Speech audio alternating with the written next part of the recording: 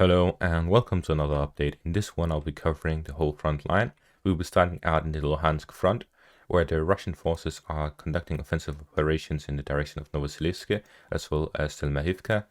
This is because the Russian forces want to keep control over this area, as the northern front of Sotove is vulnerable as there's two village chains, but other than that there's this open field to the north. If the ground freezes properly, the Ukrainians can use that to launch an operation similar to the one they launched in Kharkiv. Kazimivka, it is the main village to the north, which allows them to protect this axis. And Selmahivka is to reach the river line, which will allow them to pour more troops to the northern area, as they won't need as many if they hold the river line. As for the Crimean area itself, there are reports that the Russian forces are attacking in the direction of Terny, but other than that, there's not any reports. Further south in the Siversk front, we see that the Russian forces are conducting offensive operations in the direction of Verkhnukamiansk, Ivaimka, Vesele, as well as Rostolivka, and this is all in the direction of Siversk to try to advance in that direction and flank the Ukrainian positions from the south. At the same time, in the direction of Bakhmut, we see that the Russian forces are continuing their attacks in the direction of Krasnogora, Pereskovivka, and the east of Bakhmut, as well as the south of Bakhmut. With this, we can see that the Russian forces are focusing their attacks in the southern axis rather than the northern one, and at the same time, they're focusing their attacks to the north, to the very north of Bakhmut in the villages to the north, which allows them to encircle Bakhmut itself. And at the same time, there are reports that the Russian forces have advanced in the direction of Stupushki. Yesterday it was Prelishina, and there are also some reports a couple of days ago in the direction of Ivanivske.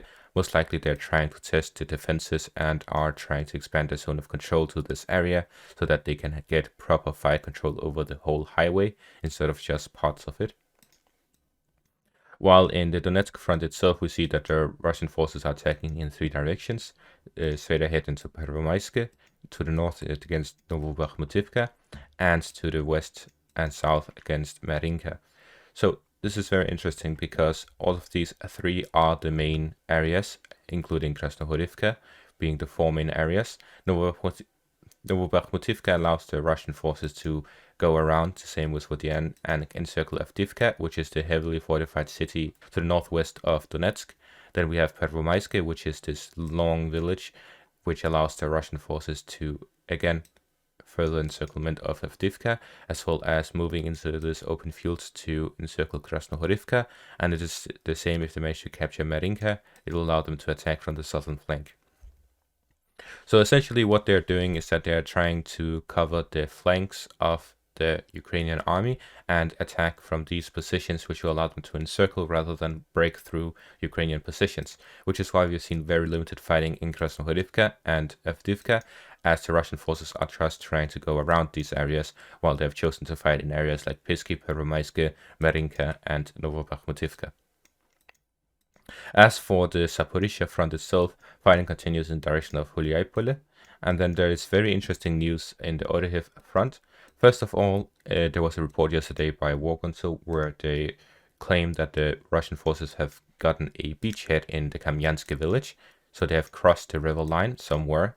I assume that this is in the direction of Lubkove because the river line goes into Lubkove. So if they are attacking from the northern area of Lubkove, they are across the river. So they may be attacking from the eastern flank of Kamyansk while at the same time reaching the river line. So the Ukrainian forces most likely just retreated back to the river line because of the fall of Lubkove.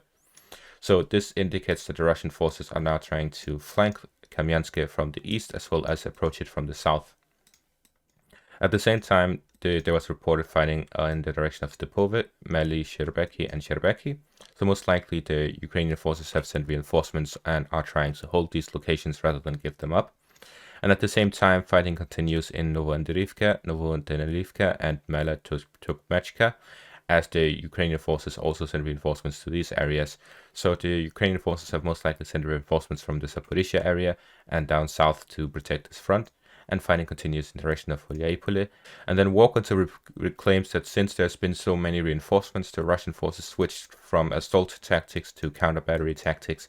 Essentially what they mean is that the Ukrainian forces are shelling their advance, so the Russian forces are now focusing on shelling the artillery units that are chilling the Russian advance, which will allow them to then further advance. So they are currently in a artillery duel between the two sides, as the Russian forces are trying to hold their positions in these villages to the south of Orihif. And that's all for this update. Hope you all enjoyed. Thank you all for watching and have a great day.